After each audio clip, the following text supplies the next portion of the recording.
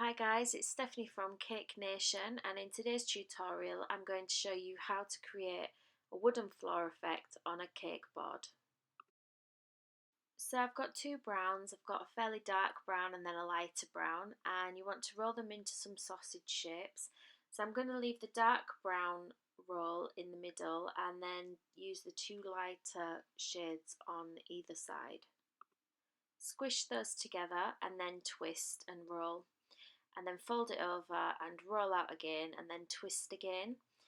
When you're creating a wooden effect, you need to make sure that you keep going in the same direction, so you can't all of a sudden flip from going horizontal to vertically, because if you notice in a wooden flooring, the wood grain all goes the same way, and that's the effect that we're trying to get when we do this, is keeping everything the same way.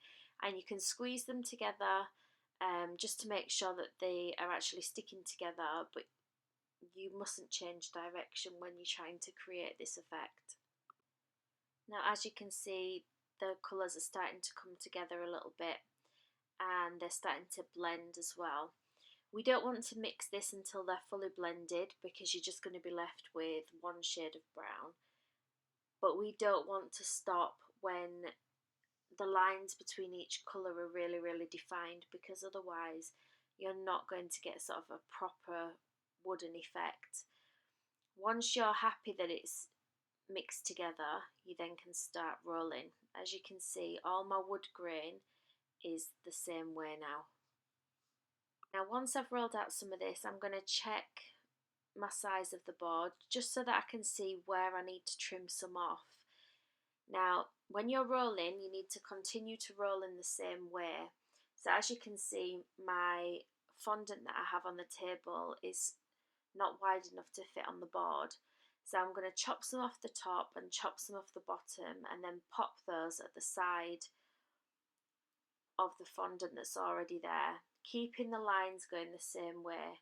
And then I'm just going to roll that together. So as you can see, the wood grain is all still the same way.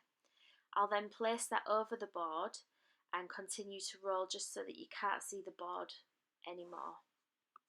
I'm smoothing it out with a smoother and just trimming off any excess that I can see, popping the rest to one side.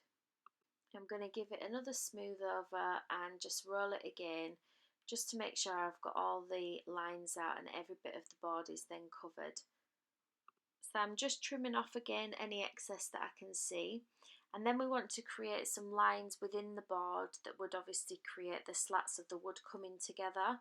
Now, I've got a really big knife that I use for this, but you can use anything, whether it be a ruler or anything like that. I'm just using the back of my knife just to create the lines down the board. The lines generally want to go in the same direction that the wood grain is actually going. I've just got a tool here that I'm just making a more defined line, going over what I've already created with the knife. If you do make a mistake, don't worry about it. You can just rub it with your finger and it will come out for you to redo it.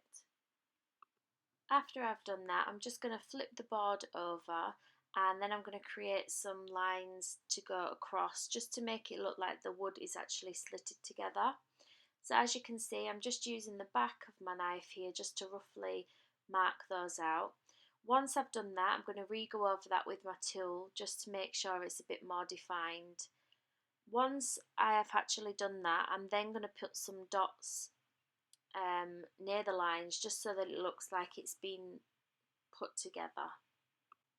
I'm just going to use the back of my tool to do this, so you can see that I'm just popping in one dot either side of the line that I've just created, and I'm going to do this throughout the board. Once that's done, our board is complete, and you should be left with something that looks like this.